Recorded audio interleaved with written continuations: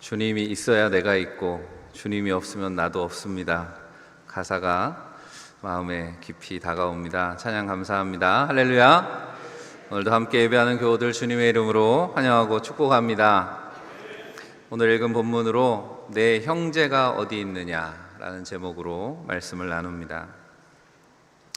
노벨 문학상을 수상한 프랑스의 작가 알베르 까뮈의 대표적인 소설 이방인을 읽어보신 분들이 있을 겁니다. 그 소설의 주인공 이름이 메르소라고 하는 인물인데 이유 없이 살인을 저지릅니다. 프랑스의 식민지였던 알제리의 한 해변에서 아랍 사람을 총으로 쏴 죽이죠.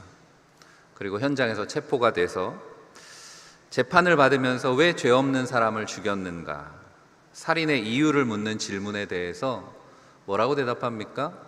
태양 때문에 죽였다. 어이없는 대답을 합니다. 자신이 한 행동의 어떤 이유나 의미에 대해서 설명하지 않고 그저 해변에서 태양이 너무 뜨거워서 내가 사람을 쏴 죽였소 라고 대답하더라는 거죠.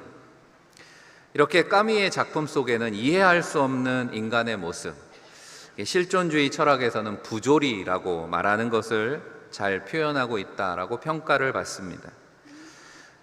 까미의 작품이 노벨 문학상을 받은 데는 그 당시 세계의 어떤 시대 정신을 잘 반영했기 때문이겠죠. 까미의 이방인이 쓰여진 것은 1942년입니다. 1942년이 세계에서는 어떤 시기였습니까? 1939년에 독일이 폴란드를 침공하는 것으로 2차 세계대전이 시작됩니다. 그러니까 2차 세계대전의 한가운데에 탄생한 작품이 바로 까미의 이방인이라고 하는 작품이라는 거죠. 그런 시대 상황 속에서 이해할 수 없는 인간의 악한 본성을 담고 있습니다. 2차 세계대전은 인류의 역사에 큰 피해를 남겼습니다. 전쟁으로 죽은 사람들만 전 세계적으로 5천만 명이 넘는다고 합니다. 특이한 것은 이전까지 전쟁에서 사망한 사람은 대부분 군인들이었습니다. 전쟁이 어디서 벌어지면 대개 전장에서 사람이 죽는 거죠. 하지만 2차 세계대전은 이런 전쟁의 양상을 완전히 바꾸어 놓게 됩니다. 그 이유가 무엇입니까? 과학기술이 발달한 거죠. 그래서 대량 살상 무기가 만들어지게 됩니다. 그러다 보니 민간인 사망자가 군인보다 더 많아지는 전쟁이 벌어지기 시작한 거죠.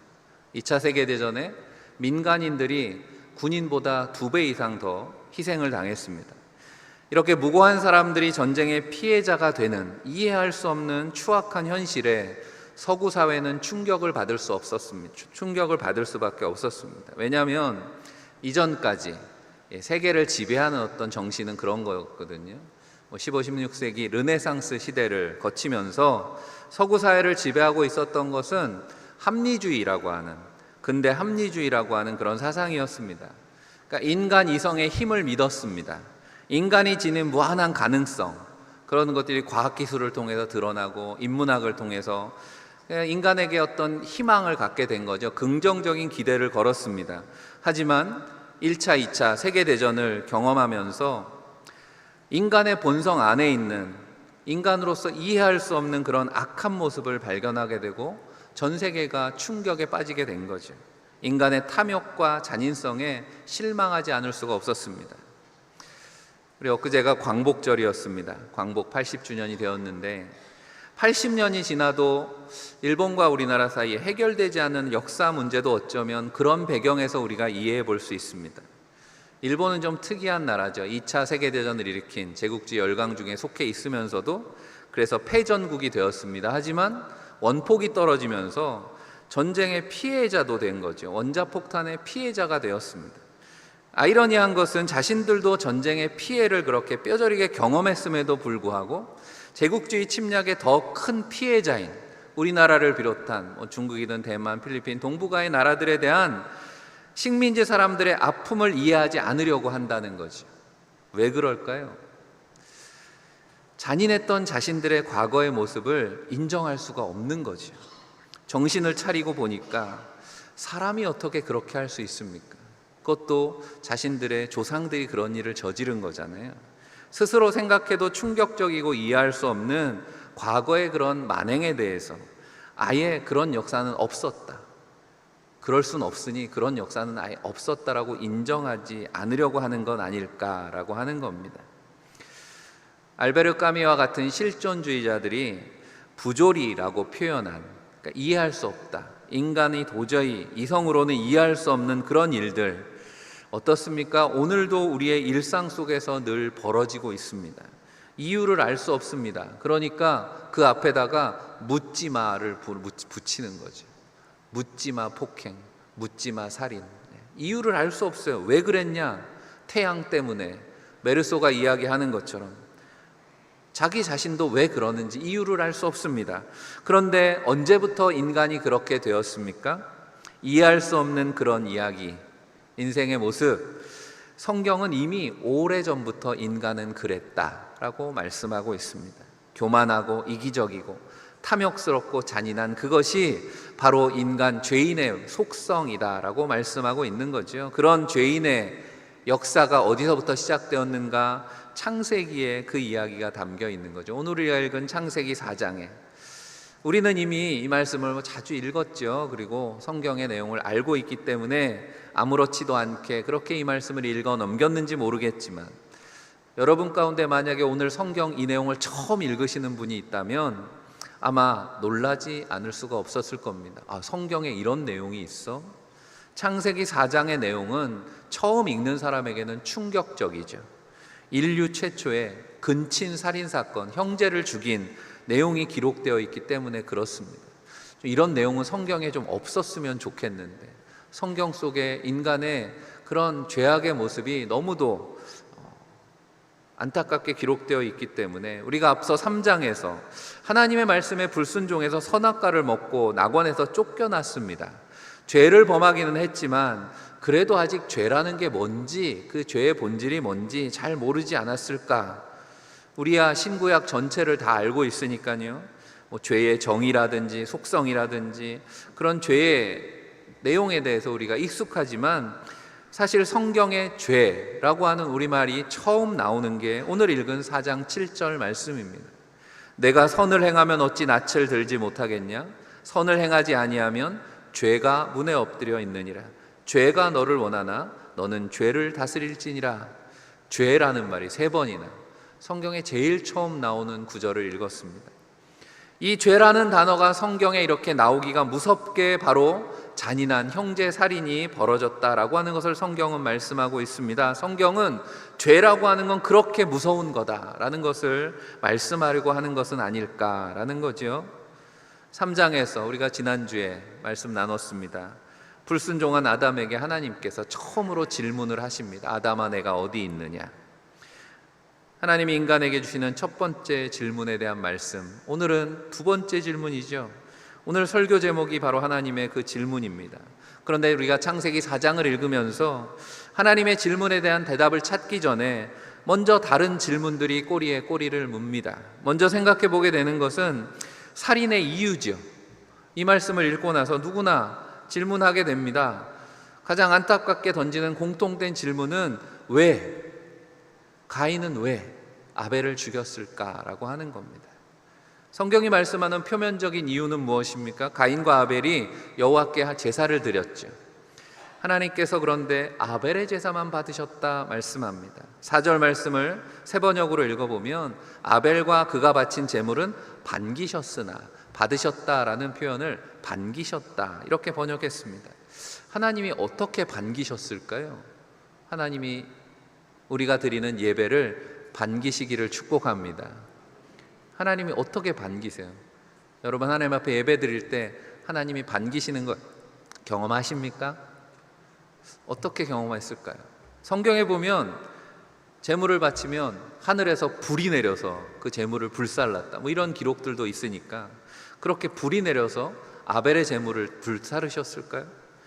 어쨌든 성경에는 어떻게 반기셨다는 내용은 나오지 않지만 아벨의 제사만 반기신 것에 가인이 화가 났습니다. 그리고 아벨을 들로 유인해서 잔인하게 살해했다는 거죠. 그런데 이해가 됩니까? 제가 우리 아이들한테 전에 한번 이걸 질문한 적이 있어요. 고등학교 때 정도에 물었던 것 같습니다. 왜 가인이 아벨을 죽였을까? 그렇게 물었더니 아이들이 되게 쉽게 대답하더라고요. 셈이 나서 죽였어요. 이렇게 얘기하는 거죠. 아이들은 그렇게 이해하는구나, 이 말씀을. 앞서 말한 것처럼 세상이 악해져서 묻지마 살인이라고 하는 게 일어납니다. 원한에 의한 복수나 어떤 이익을 노리는 그런 살인의 동기는 없습니다. 그냥 기분이 나빠서, 태양이 뜨거워서 죽였다는 겁니다. 그래요. 아벨에게 셈이 나서. 그런데 그 상대가 자신에게 하나밖에 없는 혈육인데 아벨의 예배는 하나님이 반기시고 내 예배는 반기시 않아서 그래서 내가 아우를 죽였다? 이게 과연 우리가 이해할 수 있는 살인의 동기냐라고 하는 겁니다. 어쨌든 제사가 발단이 되었습니다. 그래서 우리가 또 묻게 되는 질문은 뭡니까? 왜 하나님은 그러면 아벨의 제사만 받으셨을까라고 하는 거죠. 가인의 제사도 좀 받아주시지, 하나님이 왜 아벨의 제사만 받으셔서 이런 사단이 났을까? 성경을 보면 가인은 농부였습니다. 그래서 땅의 소산, 농작물을 가지고 하나님 앞에 드렸고, 아벨은 목자였습니다. 그래서 자신이 기르던 양의 첫 새끼와 기름을 드렸다. 그래서 이 말씀을 가지고 제물이 달랐다라고 그렇게 해석을 하기도 합니다. 아벨은 양을 잡아서 드렸으니까 피의 제사를 드렸다고. 가인의 제사에는 피 흘림이 없었기 때문에 하나님께서는 피의 제사를 기뻐하셨다, 이렇게 해석하기도 합니다. 그것도 나름 받아들일 만한 그런 이유가 될 수 있겠죠. 제사를 하나님 받으신 이유. 하지만 또 한 번 생각해 보면 피 흘리는 제사라고 하는 건 출애굽 때나 가서 나오는 이야기입니다. 피 흘림이나 죄사함과 같은 제사 제도는 아직 세워지지 않았던 그런 때, 그러니까 우리가 너무 앞서서 판단하는 거죠. 혹은 아벨은 양의 첫 새끼를 구별해서 드렸다, 이렇게 말씀하고 있습니다. 가인은 땅의 소산을 드렸는데 그 땅은 저주받은 땅이죠. 아담으로 인해서 땅이 저주를 받았다 했는데 저주받은 땅의 소산을 드렸으니까 가인의 예물과 아벨의 예물은 그 정성에서 차이가 있다. 그래서 하나님께서 정성을 받으셨다. 그것도 그럴듯하죠. 우리가 하나님 앞에 예배를 할 때 우리의 마음과 정성을 다해서 예배하는 거죠. 그런데 가인이 그러면 정성도 들이지 않고 예물을 드려놓고 하나님이 받지 않으셨다고 화를 냈다? 그것도 설득력이 없는 거지. 오늘 말씀 속에서 우리가 주목하려고 하는 것은 하나님이 아벨의 제물을 받으시고 가인의 제물을 받지 않으신 이유에 대한 힌트가 되는 말씀이 4장 후반부터 나오지요. 여호와께서 아벨과 그의 제물은 받으셨으나 가인과 그의 제물은 받지 아니하신지라. 아벨과 그의 제물, 가인과 그의 제물, 공통점이 있습니다. 뭡니까? 하나님 앞에 드려지는 것은 제물만이 아니었다라고 하는 것입니다. 제물을 드리는 사람을 하나님께서는 받으시는 거다. 예물에는 우리의 삶이 담기는 줄로 믿습니다. 우리가 예물을 드릴 때마다 내게 있는 모든 것을 하나님 앞에 드립니다. 우리가 11조를 구별하든 감사예물을 드리든 하나님 앞에 드리는 예배에는 우리의 삶이 담겨 있다라는 것을 우리가 기억해야 되는 거죠. 가인과 아벨은 그렇다면 무엇이 달랐던 것입니까? 창세기의 이 말씀만 가지고 우리가 묵상해 본다면 가인과 아벨의 차이에 대해서 우리가 알 수 있는 것은 별로 없습니다. 가인의 삶, 아벨의 삶에 대해서 성경은 별로 말씀하지 않기 때문에, 그래서 우리는 신약 성경에 이 말씀에 해석되어 있는 히브리서 11장 4절 말씀을 통해서 이 말씀을 다시 읽게 됩니다. 같이 한번 읽어봅니다. 믿음으로 아벨은 가인보다 더 나은 제사를 하나님께 드림으로 의로운 자라 하시는 증거를 얻었으니 하나님이 그 예물에 대하여 증언하심이라. 그가 죽었으나 그 믿음으로써 지금도 말하느니라. 아멘. 아벨과 가인이 드리는 제물의 차이가 어디에 있는가? 성경은 그 믿음이 차이였다라고 분명하게 말씀해 주고 있습니다. 그래서 히브리서 11장 믿음장에 이어지는 말씀에 보면 아벨이 드린 제물을 왜 하나님이 기뻐 받으셨을까? 바로 이 말씀이죠. 믿음의 조건에 11장 6절에 이런 말씀 같이 읽어봅니다. 믿음이 없이는 하나님을 기쁘시게 하지 못하나니 하나님께 나아가는 자는 반드시 그가 계신 것과 또한 그를 찾는 자들에게 상 주시는 이심을 믿어야 할지니라. 아멘. 우리가 성경을 이해하기 어려울 때는 성경 속에서 답을 찾는 것이 제일 좋은 방법이겠죠. 이 가인과 아벨의 제사에 대한 성경의 설명은 이렇습니다. 아벨은 하나님의 살아계심을 믿었고 그 하나님이 주시는 상 주신다라고 하는 하나님의 은혜를 기대하며 하나님 앞에 예물을 드렸다 말씀하고 있는 겁니다. 반면에 가인은 그런 믿음이 없었던 것 같아요. 안타깝게도 가인에게는 하나님을 기쁘시게 하는 그런 믿음이 없었다라고 하는 말씀이 되는 거죠. 그 믿음의 문제에 대해서 오늘 본문은 우리에게 어떻게 말씀하고 있습니까? 가인이 자신의 제사가 받아들여지지 않으니까 화를 냈습니다. 그런 가인을 향해서 하나님께서 경고하는 말씀을 하십니다. 7절이죠. 내가 선을 행하면 어찌 낯을 들지 못하겠느냐. 선을 행하지 아니하면 죄가 문에 엎드려 있느니라. 죄가 너를 원하나 너는 죄를 다스릴지니라. 내 문 앞에 죄가 엎드려 있다 말씀합니다. 그 문은 무슨 문일까요? 마음의 문 아니겠습니까? 3장에서 하와를 유혹했던 사탄이 어디로 갔는가라고 하는 것 우리가 이 말씀을 통해서 깨닫게 되죠. 뱀의 모습을 했던 사탄은 인간의 약점을 파악했습니다. 바로 인간의 마음, 생각을 지배하면 그를 지배할 수 있다는 것을 알았던 거죠. 그러니 사탄이 하는 일이 무엇입니까? 날마다 호시탐탐 우리의 마음과 생각에 악한 것을 집어넣어서 우리의 마음을, 생각을 지배하려고 한다는 거죠. 오늘도 사탄은 우리의 마음 문 앞에 엎드려 있다라고 하는 거죠. 마치 맹수가 자기가 잡아먹을 먹이를 노리고 그렇게 엎드려 있는 것처럼 하나님은 얼마나 정성스럽게 제단을 꾸몄는가, 그 재물을 보시지 않고 예배드리는 자의 마음, 그 중심을 보십니다. 그래서 우리의 생명이 그곳에 달려있다, 마음에 달려있다 성경이 말씀하는 거죠. 가인이 어떤 삶을 살았는가 성경은 자세하게 말씀하지 않지만 하나님이 하신 말씀 속에서 가인의 마음에 문제가 있다라고 하는 것을 우리는 발견하게 됩니다. 그 마음은 자주 하나님을 떠났다라고 하는 거죠. 하나님이 기뻐하시지 않는 일들을 일삼았다라고 하는 겁니다. 하나님의 살아계심을 의식하지 않았고 하나님 앞에 예배하면서도 하나님이 상 주시는 분이시다라고 하는 내 삶의 주인이시라 하나님의 주권, 하나님의 주관을 인정하지 않고 살았다라고 하는 거죠. 낙심하고 화가 나고 불안하고 조급해서 우리의 마음이 무너질 때가 있습니다. 우리의 생각이 복잡해지죠. 그러면 우리는 하나님에게서 멀어지게 됩니다. 사탄에게는 우리를 공격할 절호의 기회가 되는 거죠. 하나님은 가인에게 그것을 경고하시는 겁니다. 사탄의 유혹을, 시험을 받지 않게 조심해라. 그런데 가인의 분한 마음은 그만 사탄이 주는 악한 생각에 지고 말았습니다. 그리고 동생을 꿰어서 들에서 죽이고 말았다라고 하는 거죠. 두 번째로 우리가 생각해보는 질문입니다. 오늘 말씀의 제목이기도 한 내 아우 아벨이 어디에 있느냐. 잔인한 형제살인이 벌어진 후에 하나님께서 가인에게 물으십니다. 공교롭게도 3장에서 하셨던 하나님의 첫 번째 질문도 9절이고 두 번째 질문도 4장 9절입니다. 3장 9절에 여호와 하나님이 아담을 부르시며 말씀하십니다. 내가 어디에 있느냐. 오늘 9절 말씀에는 여호와께서 가인에게 이르십니다. 내 아우 아벨이 어디에 있느냐. 문장이 똑같죠. 질문과 상황도 비슷합니다. 선악과를 먹지 말라고, 먹으면 반드시 죽으리라 하나님이 경고하셨는데 그 경고를 무시하고 불순종했던 아담입니다.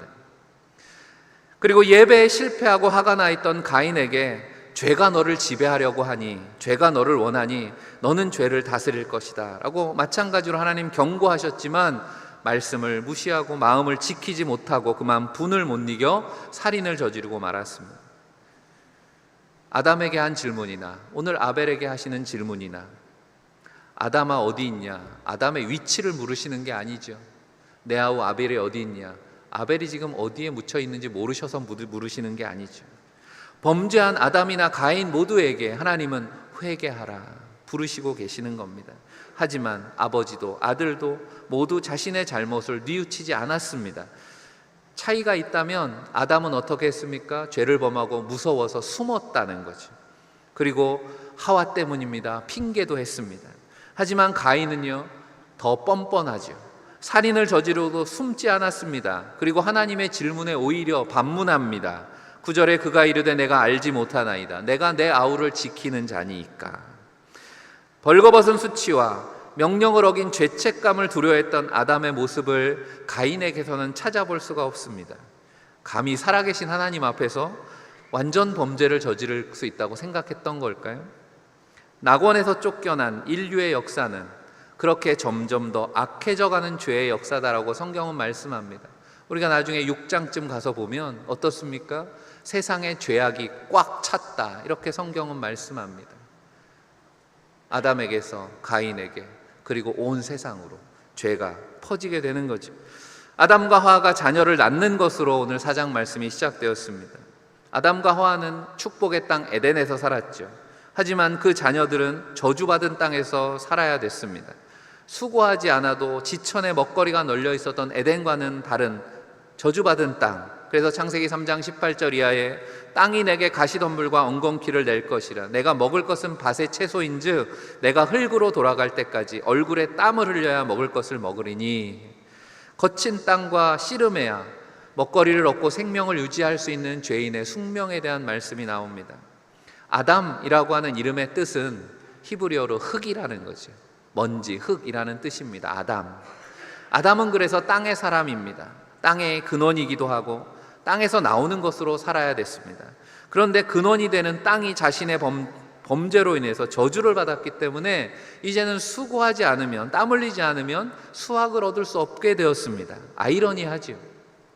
땅의 사람이 땅과 끊임없이 씨름해야 하고 결국은 먼지가 되어서 땅으로 돌아가게 되는 그런 운명이 되었다라고 하는 것입니다. 그럼 가인의 마음에는 무슨 문제가 있었을까? 조금 더 들어가 생각해 보면 가인은 농부가 되었다 그랬습니다. 땅과 씨름하는 사람이 되었습니다. 땀 흘려서 수고해야 수확을 얻는 그런 사람이 된 거죠. 하지만 우리는 또 농부의 마음이라고 하는 걸 압니다. 농부의 마음은 어떤 겁니까? 내가 심어서 거둔 것, 그 열매에 대한 애정이 있잖아요. 그런데 그 마음에 사탄이 주는 욕심이 자라기 시작했다라고 하는 겁니다. 욕심이 잉태한 즉 죄가 된다고 성경 말씀하죠. 소유욕이 강해지는 거죠. 이건 내 거야 라는.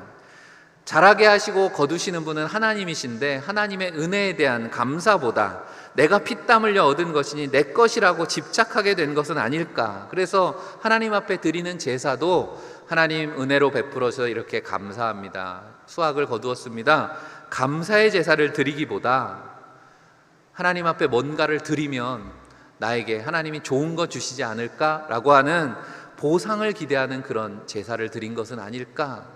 이스라엘 백성들이 가나안에 정착하게 되었을 때 가나안의 문화, 우상을 경계했습니다. 그 가나안의 우상이 무엇입니까? 하늘의 복을 구하는 거죠. 내가 수고한 것, 내가 땀 흘린 것에 대한 보상을 기대하는 것이, 그게 하나님을 우상으로 만드는 그런 잘못된 신앙이라고, 그것을 경계하라 말씀하셨던 겁니다. 그런 가인의 마음을 사탄이 지배하기 시작한 거죠.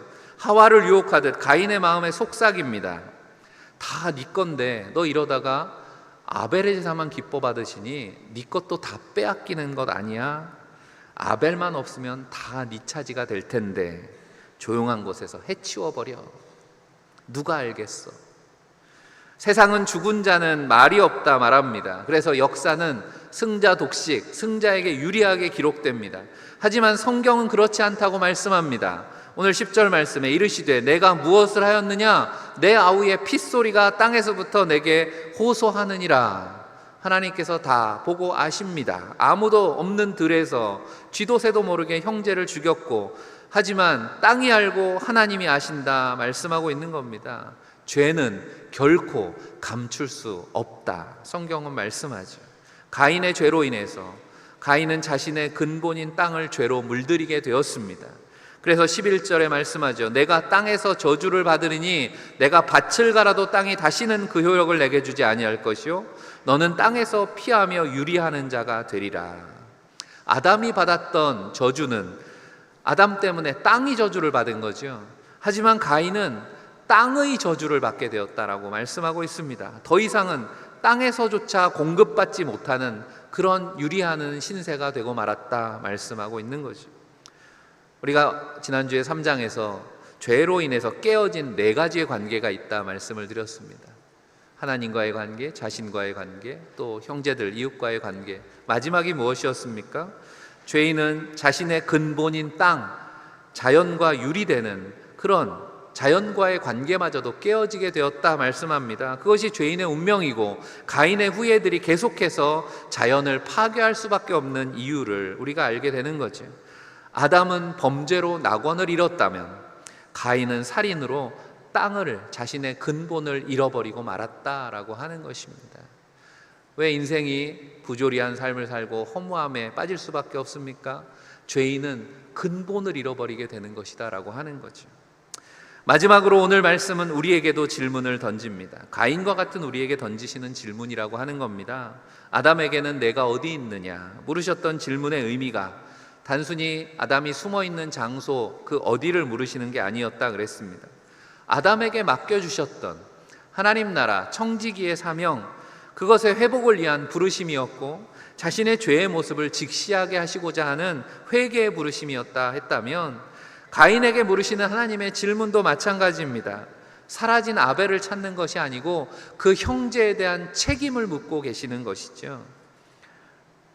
여러분, 나는 형제한테 해코지한 적도 없고 나는 살인을 저지를 리도 없는 사람이니까 그렇게 생각하신다면, 나는 가인과 달라라고 생각하신다면 주님의 말씀을 들어보시기를 바랍니다. 마태복음 5장 21절 22절 말씀입니다.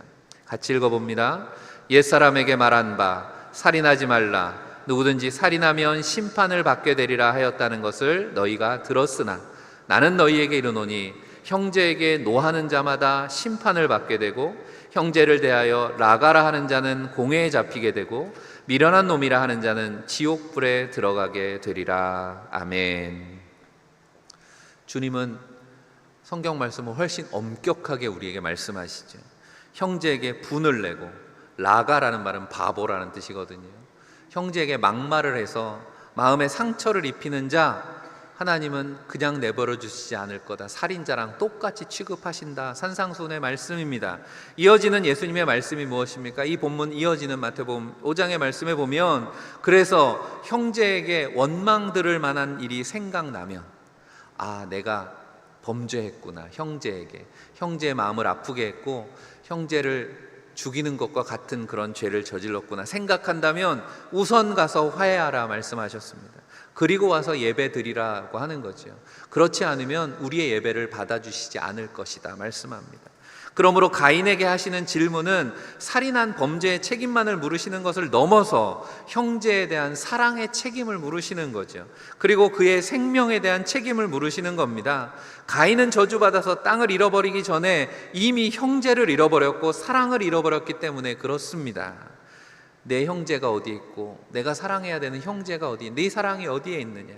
요한일서 3장 12절은 우리에게 이렇게 말씀합니다. 가인같이 하지 말라. 그는 악한 자에게 속하여 그 아우를 죽였으니 어떤 이유로 죽였느냐? 자신의 행위는 악하고 그의 아우의 행위는 의로움이라. 아멘. 가인에게 던지시는 이 질문은 내 형제가 어디 있느냐가 아니라 내 사랑하는 형제가 어디 있느냐, 내 사랑이 어디에 있느냐, 사랑의 책임을 우리에게 물으시는 질문으로 바꾸어 들어야 되는 거지요. 주님이 이 땅에 오신 이유도 이것 때문 아닙니까? 우리가 잃어버린 그 사랑, 우리가 잃어버린 생명의 사명을 회복하시기 위해서 주님은 오셨습니다. 요한복음 10장 10절에 내가 온 것은 양으로 생명을 얻게 하고 더 풍성히 얻게 하려는 것이라 분명히 말씀하셨습니다. 여러분, 복음이 무엇입니까?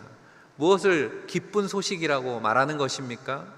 우리 인생이 목적과 사랑을 잃어버리고 근본이 되는 땅을 빼앗긴 채 죽도록 그저 나그네로 유리하 방황하다가 죽을 수밖에 없는 죄인에게 인생을 구원하시기 위해서 이 땅에 오신 주님께서 우리의 생명의 소망이 되시고 영원히 거할 곳을 예비하시고 그곳으로 가는 길을 회복하신다라는 것이 바로 복음 아닙니까? 하나님은 우리가 그 잃어버린 생명의 사명을 회복하기를 원하십니다. 우리에게 생명을 주신 이유입니다. 우리를 통해서 이 땅에 하나님의 사랑, 그 생명이 풍성하게 하기를 원하십니다. 사랑하는 성도 여러분, 이기적인 욕심과 죄로 인해서 죽음의 길을 방황하던 인생을 구원해 주셨습니다. 이제는 잃어버린 사랑, 생명을 되찾는 회복의 길로 불러주시는 하나님의 부르심에 응답하는 저와 여러분들이 되시기를 바랍니다. 내게 생명 주신 주님은 그 생명을 형제들과 이웃들과 나누기를 원하신다라고 하는 거죠. 내 형제가 어디 있느냐 물으시는 그 물음에 믿음으로 응답하는 교회와 성도들이 되시기를 바랍니다. 그래서 이기주의나 경쟁이 아니라 은혜와 축복의 통로로 나눔과 섬김의 삶으로 하나님의 나라를 확장하는, 우리에게 맡겨진 사랑의 사명을 감당하는 성도들이 다 되시기를 주의 이름으로 간절히 축원합니다. 기도하겠습니다. 죄로 물들어가는 세상, 사랑을 잃어버리고 방황하는 인생을 불쌍히 여기시는 하나님 아버지, 연약한 저희를 사랑하셔서 주님의 은혜로 구원하시니 감사합니다. 우리 안에 잃어버린 사랑, 생명을 회복하기를 원하셔서 오늘도 우리를 부르시는 하나님의 음성에 응답하게 하여 주옵소서. 긍휼을 베푸시고 우리의 무너진 마음을 고치시고 하나님 반기시는 예배자가 되게 하여 주옵소서. 우리에게 심어주신 복음의 사명을 회복하셔서 생명과 사랑의 통로가 되게 하여 주옵소서. 우리를 구원하신 우리 구주 예수 그리스도 이름 받들어 간절히 기도하옵나이다. 아멘.